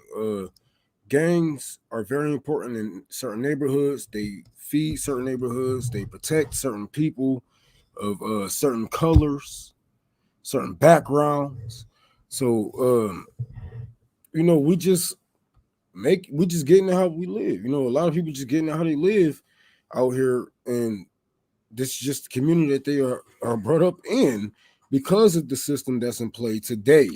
So if you don't want, MS-13 or the folks or the Bloods, the Crips or wherever, we could have been got rid of that. We could have been took care of that problem generations ago. But the thing is, they give the people in power too much power, and they scare you. They move you out of these neighborhoods. They keep it flowing. They're important to a lot of things that's going on right now, to big business, to drug deals. And you might not know it, but it's the truth. And if you really want to change that system, if you want to change the way that these people think and whatever, change the way that they live, change the systems that's around them. Give them something to live for. Give their kids something, somewhere to go, parks and No reparations. But whatever.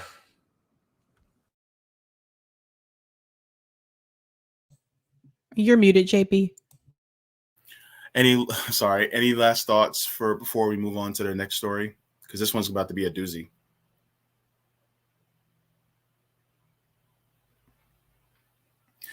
Okay.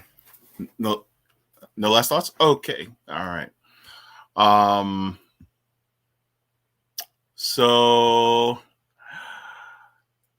Kim Iverson? Anybody? Anyone? This is going to be very interesting. What the fuck she said? What the fuck she do this time? God damn. Okay. Wait for it. Wait for it. All right. Here's what she said. She said, I will not vote for a Democrat or Green until the party platforms and rhetoric change. They are too controlling and authoritarian. I am voting straight Republican in the next two elections without even caring who the candidates are because I know the GOP platform is no mandates.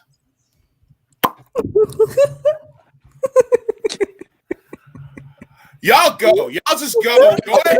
Can I just do one? Can I just say one? The instant thought that better, like the first thing that has to come to mind is like the idea that you can just make a broad sweeping statement, like one to suggest that the Republican Party isn't authoritarian. That's madness. That's insanity. Listen, the Democratic Party is authoritarian. The Republicans are even more so. Okay, let's be all the way real. Okay, all the way. Yeah. But keep going. But the idea of the Republican platform being anti-mandate, while at the same time we are witnessing them mandate across the board that women carry their pregnancies to term, that's a fucking mandate. Okay, everyone, that's a mandate. All right, and that's a mandate that is incredibly invasive of another human being's body. All right, and yet they are fine mandating that. All right, they're fine mandating that you carry that pregnancy to term, whether it be a result of rape or what have you, or just a choice you want to make. So they're fine with that mandate. All right, they're fine mandating that corporations get billions in tax cuts. They're fine with those mandates. All right, so to suggest that they don't mandate anything, that they're anti-mandate, is a joke, right? They're playing up this like that's it. Kim Iverson's a fucking, she's a clown. I don't know why she has ever been considered even. I know she used to have, she carried a little mug that said, real progressive and all these other little things. But why do we ever consider her, not right wing? Is a question to me. She's an absolute joke. Well, I interviewed Kim Iverson a couple months ago. I don't know what happened. Like I don't know what's going on. I mean, I know she's upset, obviously, about the mandates and stuff like that.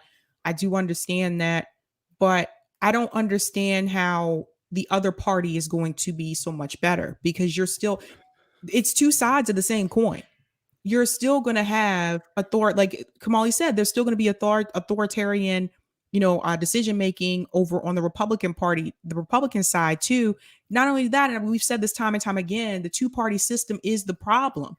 It's not that one side is necessarily better than the other. They're both corrupt. It's one corporate party. So moving over to the Republican side, that's not going to make things better.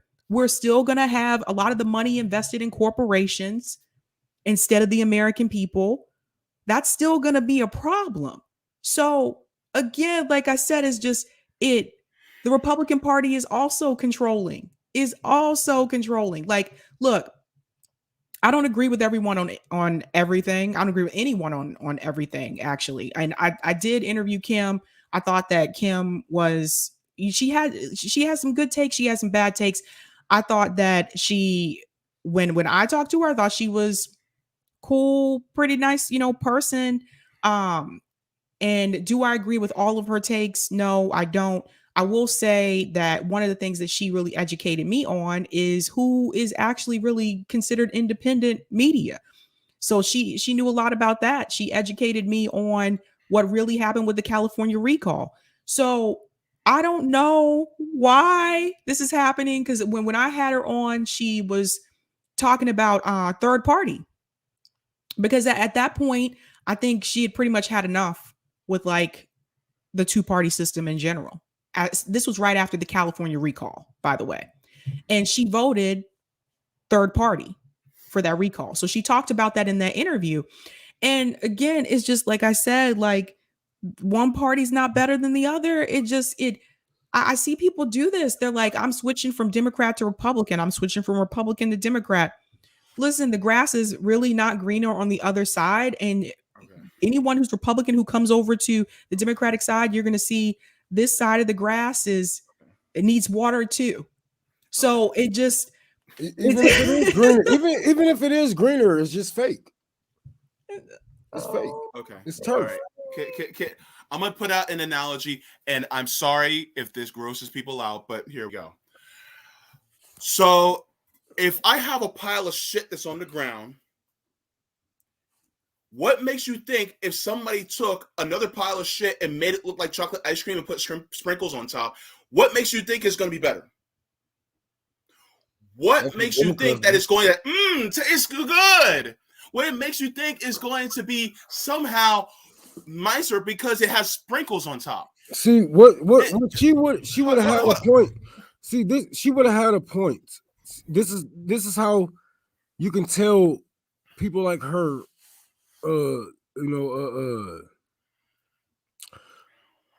Everybody was on the rising. Ryan Grimm, they only have those platforms because they're going to push those certain narratives, because they're going to go back and forth. They're going to toe those lines and whatever. She would have had a point if she would have said, I'm going to vote for these people because they believe in these things and they have been fighting against these mandates since day one. She said that I'm going to vote no matter who. Blue no matter who, or red no matter who. Right, whatever, So it's just a game. It's just a game to get you guys going back and forth, because we know the midterms are going to sink the Democrats, and she's just trying to jump on that boat of having independent media outlet where she can appeal to more people that's going to vote Republican this cycle. So, and it's going to be a lot of people that's going to vote Republican this cycle that's going to be paying attention to politics more than Democrats, like always. So, but how can you be independent when you take your cues from one of the two parties? That's why I do it the quotes. The quotations, because there's nothing independent. All these people are already they know somebody that knows somebody. They went to these schools, and like, come on, man, they are in these places for some reason. Like, we really had to start from the bottom, and we don't even, half of us haven't even met in real life. That's how poor we is, type shit. Like, these people get flown over and all that shit.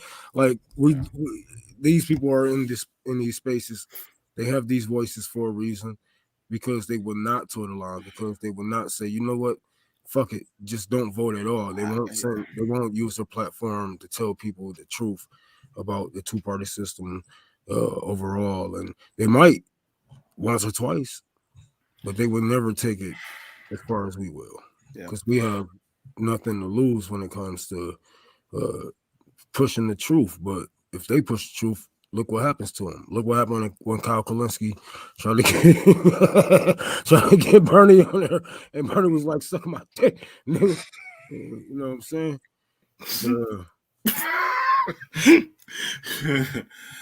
High Rome is the best Rome. So I'm tired. I got you, man.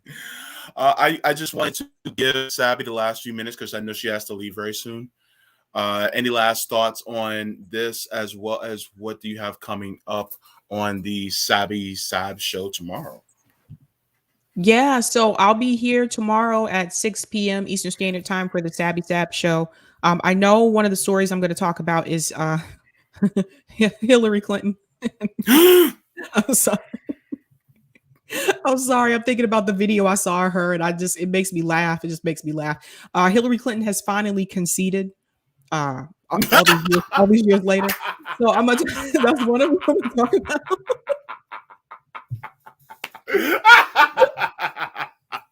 That's one of them I'm talking about. It took her one generation, huh? How long it took for her just to be like, okay, I think I lost. No, you think? God damn, we didn't kick all this shit what? out. I know that's one of them. I'm going to talk about on here, and then I saw something. I want to look a little bit more into this. That Chris Cuomo is trying to sue CNN.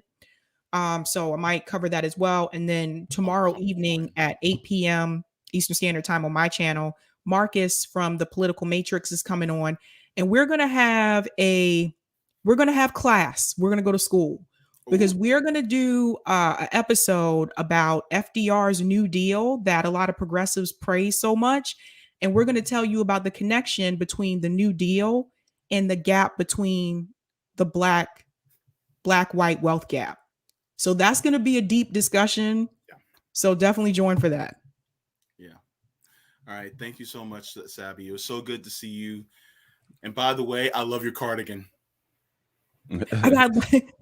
My mom told me I dressed like an old woman.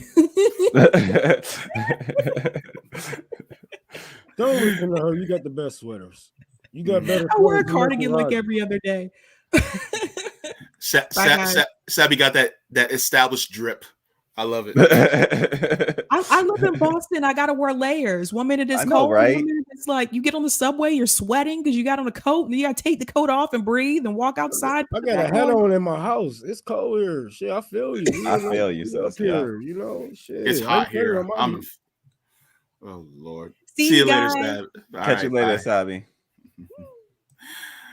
I'm a dad now. Ever since I became a dad, that thermostat just click on my brain every time somebody touch my thermostat. Wait, Roman's that one eye open. He's like, wait a minute. I sense a disturbance in the force.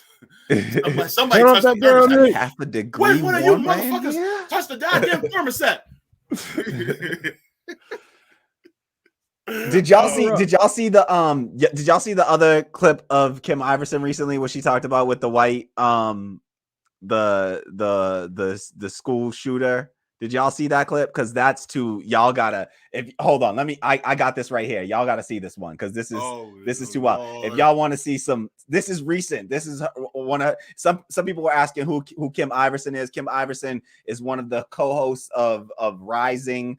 Took over for, I guess she's now in what was Sagar's old seat as the right winger on that show. She was supposed to be the crystal ball, actually. No, come on. No, it can't be. No, yeah. I don't think so. Because Ryan Grimm has to be the crystal ball, right? Is Ryan Grimm still on there? Isn't he? He's left wing ish. They have the right wing person already. Man, Ryan Grimm been going after us for so long. Of course, you know these people. Like, come on, man. He is not welcoming real people. Exactly, but he's the one that they put up as being on the left. You know, like he's at least like he's the progressive. I think he's supposed to be taking crystal ball's spot, and Kim is supposed to be taking Sagar's spot as like the right wing sort of person. You know, obviously they both got way closer to the center. You know, like they're both centrist essentially. That's how it goes, though. Of course, like Crystal and Sagar were actually. How the Rising is gonna go. They're gonna push them people to the right, just like how the Democrats and the Republicans are gonna do it. They're gonna push them people continuously to the right every time. Yup. Absolutely. No, absolutely. And so like you know, I think that the way that they're trying to frame it is as if she's like the right wing, you know, the right wing. Really, we know they're both centrists at the end of the day. In the line they're going to toe is vote for this party or that party, and that's as far as they'll think outside of the box is which party they're going to vote for.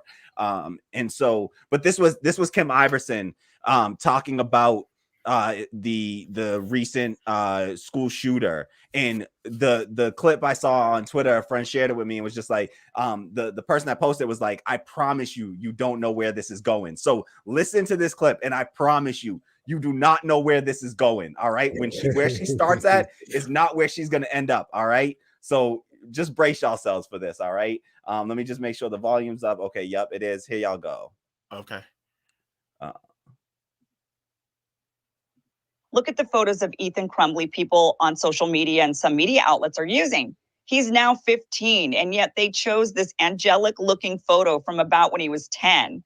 What is the purpose of this when there are several other photos like his mugshot that could have been shown instead?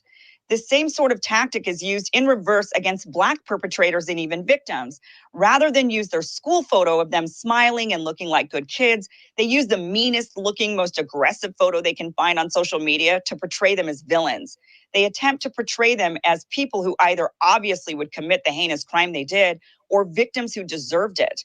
They do this to placate a certain bias and mindset that the audience already holds, and the same looks to be happening in this case. Showing Crumbley as this innocent-looking angelic white kid is intended to stoke fear and support a narrative that white people, no matter how nice they look, are domestic terrorists who we should all be afraid of. Look at the photos of Ethan Crumbley people. Did y'all just hear? Wait. What? Hold on. Wait. Go back to like 45 seconds. Let me hear that again. Please, Kamani, please. Victims who deserved it. They do this to placate a certain bias and mindset that the audience already holds, and the same looks to be happening in this case. Showing Crumbley as this innocent-looking angelic white kid is intended to stoke fear and support a narrative that white people, no matter how nice they look, are domestic terrorists who we should all be afraid of. Look at Yo, I told you, y'all did not know where that was going. All right. Wait. I'm trying to. I'm literally confused. I'm confused right now. Wait. Do you need me to play that back? No. Why does my head hurt, Kamali? Dude, I love you. But why did you show me that? Baby, I'm glad I could be there. Trust no white people, no matter how they look. Hold on. Look, yo, like she had me on that one. I was like, oh yes, this is some I was like, right here. And you know how they get you, because she is attractive. She is bad. Oh, of course. You know, it's like she bad. And that's how they get you. By the time, you know what I'm saying? You just looking at her. You're not even listening to her talk. You know what I'm saying? You're like, damn, she attractive. What? Hold on, what she saying? What was that? What the fuck? I'm gay, so I don't care. Yeah. Man, but shit, it's good. She got good hair, though. I'm gonna say that. She got some nice hair. But hold on. Yeah, for real. She just. I know. She just took it. So. Like, I don't even know how she started with that whole track of like saying that this is what they do to Black people, because by her logic, by them showing the mugshot of the Black folks, they're actually doing that because they want to be pro-Black. You know, that's pro-Blackness. You know, that's them. That's the liberal media trying to believe in that. Am I high? Yo, I'm high. Did we catch a contact from Rome? Did I get a contact high from Rome? I ain't even fucking like that. What? Yo. Oh man. Wait, okay, I'm gonna try to unpack this in my head. Please stay with me. Please. I'm gonna try. Holy shit. Okay. So it sounds to me it's laughable. It sounds to me like what she's trying to say is that just like they use pictures of Black people to look like villains, they use pictures of white people to seem like they all are terrorists. So it's wait, hold on. When you see a Black person that's dressed like a thug, what do you think? Like, is that that's a bad guy, or is that a good guy? What? Exactly. We're led to believe that they're showing it because it's only those people that look exactly like this. You don't got to be scared of all the other. That's what the media was really doing the whole time, that they was demonizing black folks, with the grisliest pictures that they could find of any of victims. It's like the victims in the cases, and they'll be showing pictures of them holding guns and this and that, and but that was all because they was trying to be on the side of black people. Apparently that was them protecting black people the whole time. We had it all wrong this whole time, apparently. I'm gonna run for office for the fun of it, and I'm gonna have all my family members hold their fucking guns up. We're gonna have a communist flag behind us, and we're gonna see what the fuck they say. Yo, I look forward to that run. Can somebody please call 911? And if somebody can really try to oh, Rome got a voice up in here. Hey, I've been singing since who knows when, you know what I mean?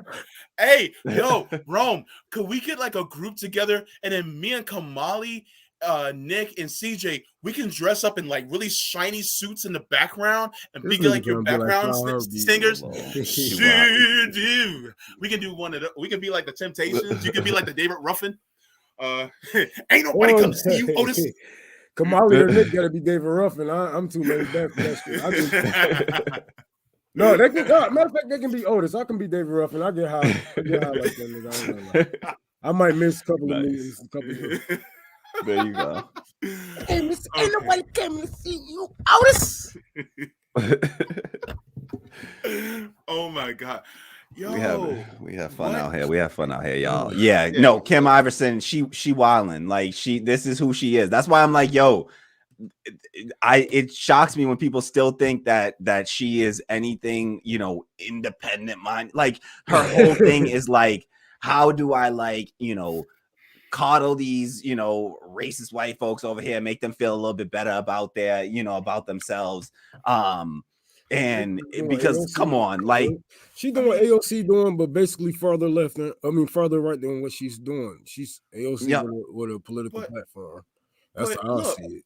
I don't agree with mandates either, but I'm not gonna go to either bullshit party just to try to justify it. Number one, and number two, it's like I saw the direction you were going in, and looked like we were going into Toys R Us. But somehow we ended up in Home Depot. What the fuck? You know what? I think she probably wrote. I think she probably. Look, let's look at it like this, because there are powers ahead of her, and they do have to read a strip off of this thing, right? So maybe, for her simps out there, I'm gonna give you a twig, not a branch. I'm gonna give you a twig to hang up on. Maybe they switched up just the last little bit of her speech when they saw that she was going too far left, maybe. But go ahead. Don't hate a nigga because I'm going against your girl. Don't dislike my shit, nigga. Because when I come on and I see you dislike my shit, I ain't gonna do nothing.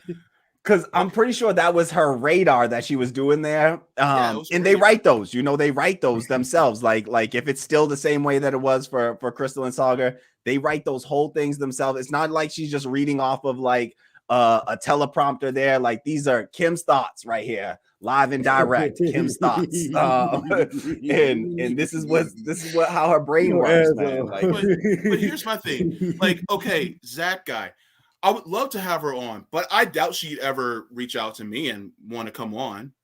Like, I have my doubt. Like, if she suddenly was like, yeah, I would like to have on, I would love to get her reasoning behind that so that I can kind of get it. Because I'm like seriously confused. Like, I'm usually pretty good at comprehending these things, but for some reason, that still got me caught. I don't know. I'm just, and reasonably so. I don't have a college education, and so maybe I don't know as much as I think I do. But I was following, and like I said, I thought I was going to Toys R Us, but I wound up in Hobby Lobby. what the hell was going on, because I'm just like, wait a minute about that shit all fucking night. He fucked me I up. was like, it's Toys R Us. I'm seeing Jeffy the giraffe. He's waving at me, and then next thing you know, boom, super conservative Hobby Lobby that just that doesn't want me to, that doesn't want people to have, you know, a body autonomy. I'm just like, huh? Like, why am I like? Yeah. I would love to have a discussion, because the thing is that maybe she does have good takes here and there, but the last two things that we just talked about, they seem like pretty bad takes.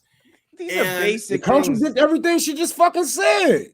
I mean, maybe just somebody can explain to her why those takes would be. I'm trying to be kind here, because like, for instance, like, you guys are mansplaining. Well, mansplaining man. Look, wrong. No, I people can call it that, but my thing it's not. I'm just trying to get the reasoning, and then it's like, I would like to try to see about, like, how does that logic fit within the overall narrative. Part of me thinks that there is still a clinging to the two-party system and thinking that somebody has got to be good that comes out of there, when people like us are saying, from looking at the history of what the two-party system has put out, nobody good has ever really came out from it, you know? And so I just feel like, because of, it might be possibly her socioeconomic standing, that for her, it's like, oh, well, duh, it's either one of the two parties. When you talk to us, it's like, yeah, neither of them. You know what I mean? I don't know. Maybe I'm just talking out my ass on. Like, I honestly, I am not in the camp that, like, having these conversations out, like debating people is no, I don't want to debate. A valuable use of our time. Like, you know, listen, we go out here, we try to provide a political education.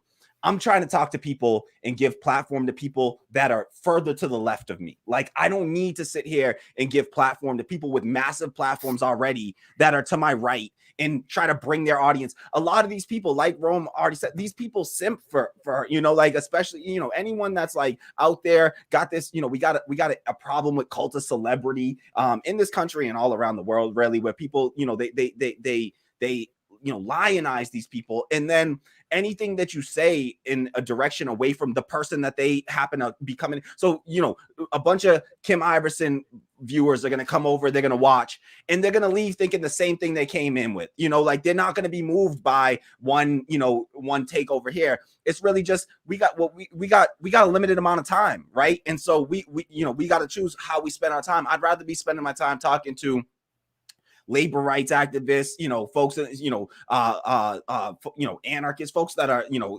socialists, folks that are over here that can bring me some new ideas and try to introduce some, you know, our audience to some newer lefter ideas, instead of having these debates out that, you know, we're not debate bros over here. Like, you know, like, we just don't, let's keep that shit sweet, nigga. I'm gonna talk shit about you, but I ain't gonna talk shit with you. You know what I'm talking about? You know, we obviously are two different. We're not even close. If we're talking about paths, you know what I'm saying? Yeah. We already took those forks in our roads. We already took those freeways, highways. We already gone. And nigga, it looked like you on a fucking boat. You know, it seemed like with that shit that she was talking. But yeah, I don't have time to. Sometimes. Yeah. I don't debate. There's no reason to have these people over here, because why? So she can try to weasel her way through, like, oh, I didn't mean it like that. I was just trying to say that, you know, how these guys, and she's gonna say a whole bunch of big ass words that my hood ass don't understand. And then what? She's gonna Like, get away with she's it. more media trained than us, so she'll come across. There's tactics that you can do in debates. Debates aren't about the person with the better ideas winning. That's not how debates work. Debates are about style. It's all stylistic. Some dumbass people like Ben Shapiro can win debates, even though they're dumb as fuck and they're on the wrong side of history. But they'll win a debate because they can outmaneuver you with their little nerdy fucking talk, and and they can say a lot of big words really fast and sound like they're saying like they're confident in their words because they don't stumble over their words because they have media training and bullshit like that. And so it's all about style. And so these debates, I don't find value. I've watched a ton of debates. I've never left a debate. I've never watched a debate where I come out there with my mind changed. You're hard to interview. Hold up. Is this true? Whoa, what? Yo, Jesus fucking Christ, man. See, I bet that's a thing. I bet that's a thing. Like, it does not surprise me that she's trying to. I want context first before I continue. But that doesn't sound good at all. Steve, you better not be lying, nigga. Huh? You better not be lying, Steve. I'm gonna hunt you down if you lying, Steve. We're gonna look that shit up. And if you lying, Steve, I'm gonna look you up. Steve, don't be lying about that, Steve. Because goddamn, that's some fucked up shit. Do you know what? Yeah, because that's If you got a link, Steve, please drop a link to where we can find that, because I would love to see that. I just did a quick search. I couldn't find anything from a quick cursory search. But I would love to see that take right there. If that's a real thing. Noli D, hang on. People, so it's...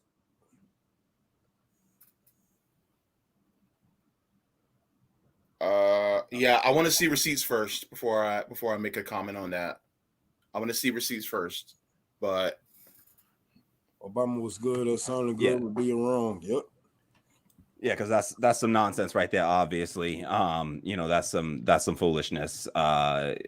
If you want to watch a good discussion on Black and Asian solidarity from a leftist perspective, check out the interview that I did with Professor Christian Chun on my old channel on the Radical Democracy Show. It was a great discussion about yellow peril, model minority, and how they use these things to divide working class, Black and brown, Black and Asian folks. So definitely check that out, because we gotta be giving voice to folks like that don't otherwise have a platform, that are coming at these, attacking these things from the left and not from the right, like Kim Iverson or anyone trying to divide up Black and Asian folks or Black and Latino folks or Black and white folks, along some sort of like demagoguing lines and shit and bullshit like that. So but you know what? I don't want to end. I would like to have a discussion, but I don't debate. But I'm done with that whole conversation. Because look, even though it's we have some heavy subjects on this stream, I want to end on a light, good ass note, because number one, I got my brothers with me, and we all looking beautiful and sexy on the stream and whatnot. Especially me. Hi, how are you? Absolutely, always. Oh, Kamali, thank you so much. Finally, somebody agreed with my ass. Oh, JB, yes, you are good looking. You are sexy. Thank you. I feel the validation now. Right there. They all know. The world knows. The world knows. Wave your hands in the air. Wave them like you just don't care. I thought Rome was gonna do it. Rome just scratching the back of his head. Damn. Rome was acting like he was about to do it. He's like, there we go. So Rome, tomorrow you're doing a late night stream. I am. Oh, hold on. Before we go, I want to cover one last story real quick. Before we go, we got 9 minutes here. Let's just cover this one. We can end on a high note. It'll take us 5 minutes. We got to talk about some positivity in the labor movement. Okay. Let me just play this clip real quick. Starbucks Starbucks in Buffalo, New York. So New York, Buffalo, New York, Starbucks workers just voted today to form a union and won the vote. That will be the first union of any company-owned Starbucks in this country. Okay, so this is a massive win. We need to highlight wins like this because it gives people hope that are out there trying to unionize their workplace, trying to democratize their workplace. We hear all the beat downs that the labor movement takes all the time from these big corporations, Amazon's, Starbucks is a massive corporation. So this was a huge win. And we really cannot be overstated really how massive of a win this was. Even though it's only one shop, there's two other votes going on. I think one of the votes has lost, but another one they're leading. The union is leading, but there's some disputes about the vote. So we're gonna have to wait to hear if a second New York, I believe it's also New York, Starbucks will be unionizing as well. But Status Quo was on the ground covering this story, when other folks just didn't have the, either, folks like us that just don't have the resources to be out there, or folks like the mainstream media who have all the resources in the world, millions and millions of dollars, and just choose not to cover these stories. So Status Quo was on the ground with some of these workers, and I just wanted to play this clip of some of the workers talking about, this was before the vote went through, and they were talking about some of the practices, what they were up against. All right, and so I think that this is really inspiring to hear what they were up against, and they still won. So let's check out this clip real quick. I'll just play a few minutes of this, and we're just going to be hearing from some of these workers. This is Jordan Sheridan of Status Quo interviewing some of these Starbucks workers in the lead up to this union vote. All right, so here we go. Saying what goes on. We are worth living wages, and we are worth having safe working conditions. But without baristas, there would be no Starbucks. Without people like us on the ground, we are what makes Starbucks what it is. And, Kevin Johnson just got a $20 million bonus over the pandemic. Well, we were the ones in the stores. Most of my coworkers got sick with COVID, if not all of them. So, just wanted to say too, that Starbucks has the ability to raise living standards, and they've chosen not to. It's usually the first 25, 30 minutes is them talking at us. And generally, at this point, it's all anti-union. It started off, the first two meetings were kind of, we're here to help you. You raised your hand. We're so excited to be here and fix things. And then they've gotten progressively, they've broken us into smaller groups.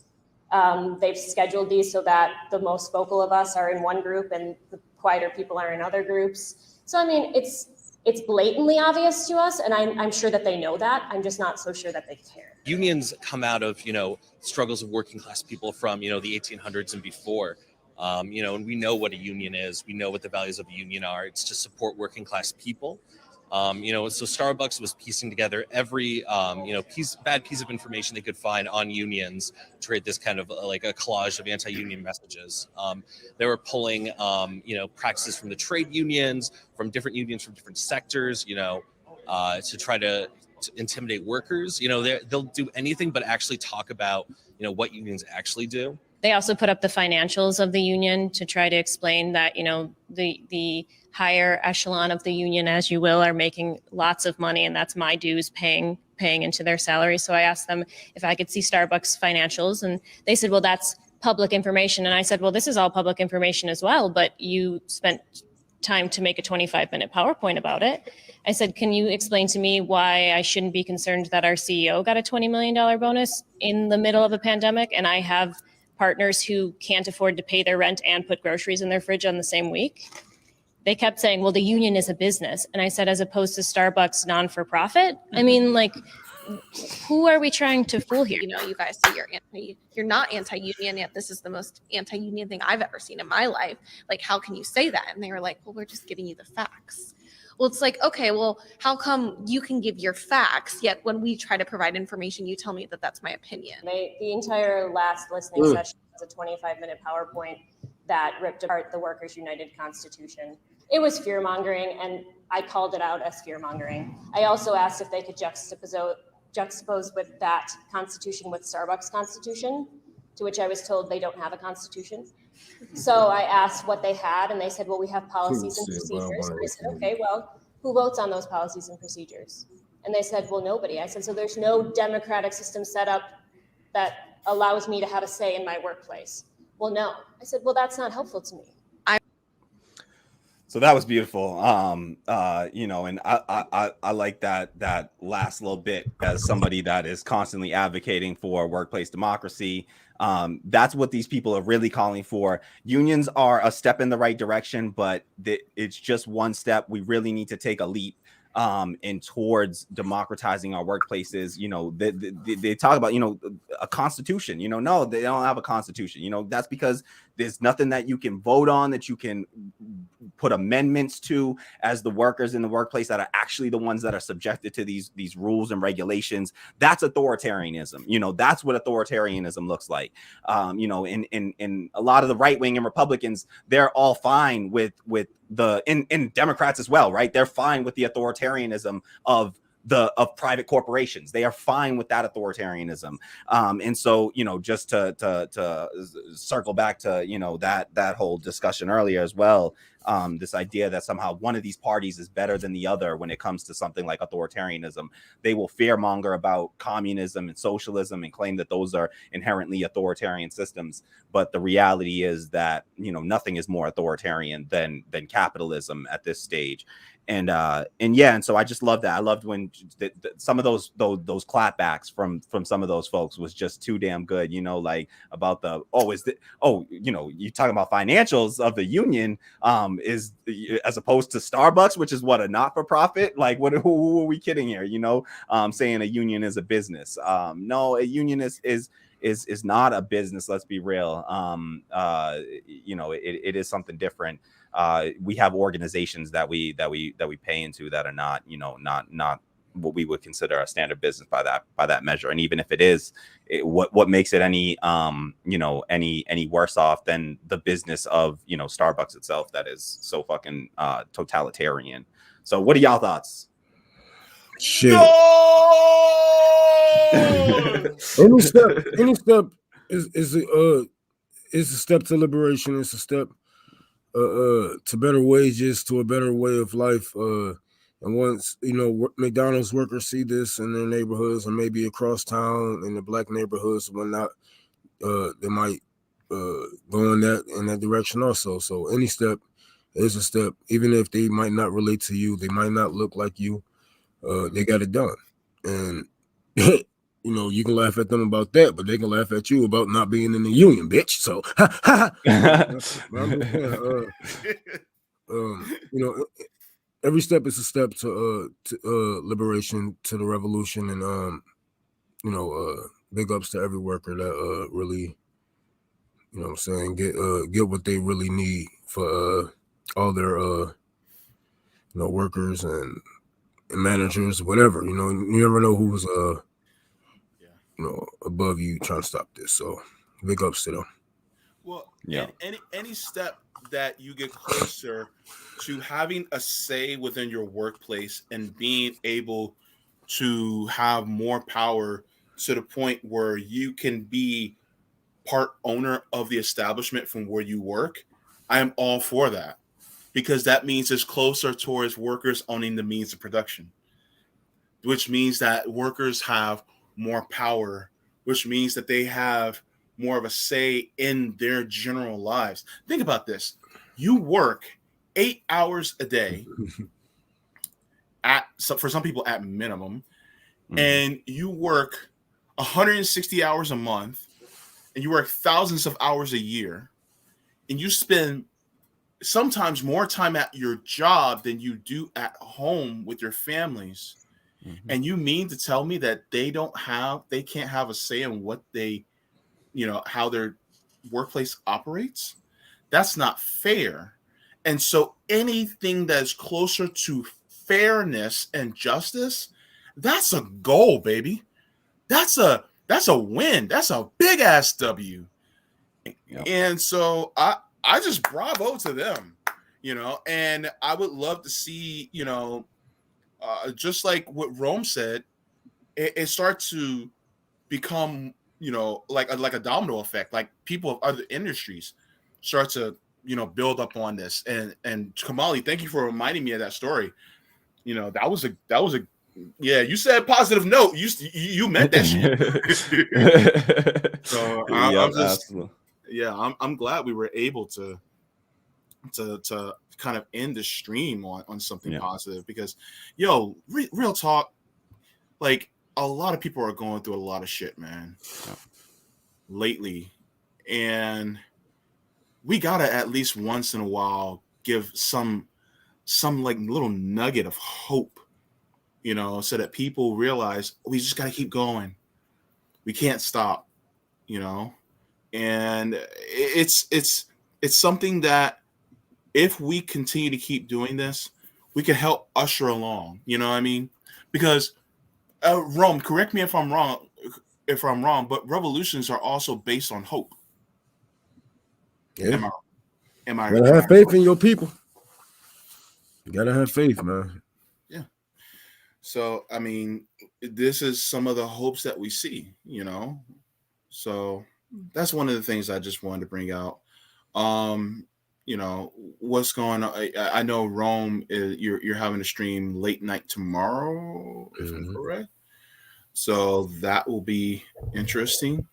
Oh yeah, I'm gonna have the head of the union leader that's out here striking in Michigan. He's gonna be joining our network again, talk some shit. It's gonna be more uncut, so we might want to be looking out for that. I'm gonna ask them to be like, since they're talking that shit, let you talk your shit. You know, I think this is more of a bully tactic, and I'm gonna talk to him personally before he get on here, and I'm just gonna try to hype him up, kind of the like, we got your back, you know. We're not gonna turn you in. And like, yeah, we got your back. But I got that going on. I'm gonna have a Commies Corner up at the same time while I'm live for people who wants to come on. Check me out on Twitter. You're gonna be able to call in, ask questions, and whatever for about 30 minutes or so of the show. And we're gonna be talking about the water, how the U.S. Military is poisoning the waters out there in Hawaii for the last 30 minutes. That's what we got going on for tomorrow's show. So. Okay, great. Kamali, you got something going on this weekend? Nothing right now. I'm gonna be working on. I had a discussion recently with some Black anarchists and you know, Josana from our channel, another Black anarchist, and Linda Kikivish from, you know, folks, if you saw the segment on dual power and worker cooperatives at the General Strike Summit, she was there. And so we had a great discussion talking about coalition building and a framework that she's been working on for coalition building across political differences. And so I'm just working on editing that right now. You know, I got a full-time job and then, you know, the work here on the side. And so it's just, you know, just slow going with the editing. But working on the editing for that and should hopefully have that premiering sometime next week. So keep an eye out for that. It was an amazing discussion, and it's something that I think everybody needs to listen to as we move forward and have to, you know, build these, you know, build coalition, work with other people. You know, it's something that we got to have a framework for, so that we don't, you know, make any missteps and you know, waste any of our energy and effort, you know, have it going in the wrong direction. So keep an eye out for that. Otherwise, just, you know, watch Facts and Fire with Afeni whenever she's on. You know, Afeni, that's my sister, and everything she says is fire. And keep an eye out for her. And, you know, International Leftist Coalition on Tuesday, you know, JB show Sunday. You know, yeah, just check out the folks here, and whatever else you got to listen to get your healthy dose of media here nowadays. So yeah, nothing else for me coming up. All right, yeah, we're like coffee. We're black and we wake you up. So look, first of all, Kamali, I'm a little envious of you because you remember names like crazy, and I'm like, how in the hell does he remember all these goddamn names? I need to learn how to do that. But yeah, that I gotta talk to you about that, about how to remember people's names better. On Sunday, I will be talking with my friend Mike Marissi. We're actually going to be talking about propaganda. That's going to be an interesting subject. And so I hope you guys will tune into that. I'll also be doing. Is y'all going to be talking about? Hold on, is y'all going to be talking about how bad it is, or how it can be used in a good way, or what y'all going to be talking about? Like, because I feel like propaganda can be used in a good way. Like, if we motherfucker, you just gonna have to tune in and watch, brother. In them comments. I ain't giving the goodies out right now. No, I'm gonna make sure you in that stream and you watch. Gotta teach people how they learn. That's all I see. That's all I'm saying. But all right, that's true. Everything's propaganda, you know. We doing propaganda right here, right now. It's just about what your propaganda is. But yes, I'm sorry to cut in on you, JB. Yeah, I do my thing. But yeah, and also be sure to catch me on the JB Font channel on Tuesday. I'll be there on my channel. Yes, I got a channel, and y'all can come and subscribe, you know, because I only have like 300 followers. But I'm one of them. I know, I love you for it. But yeah, be sure to catch me on Sunday at 1 p.m. Eastern Standard Time, and on the JB Font channel on Tuesdays at 2 p.m. Eastern Standard Time. All right. Anything else, guys? Or are we good to go? Be sure to like. Man, throw a like down there, and please subscribe, and then share this in social media so that people can get the real deal. Please. Because, I mean, really? We ain't gonna grow if y'all ain't gonna let us. Mm-hmm. Yeah, we love y'all. We only can go as far as y'all let us, so it is what it is. We're gonna be here, whether it's just us to the end or y'all push us out to the ends. Yeah, I love y'all no matter what. I love all y'all. Mwah, forehead kisses. All right. You don't get forehead kisses. You get cigarette burns. You know. Damn. I love y'all. Damn, wrong. My goodness. I love you anyway. Bye.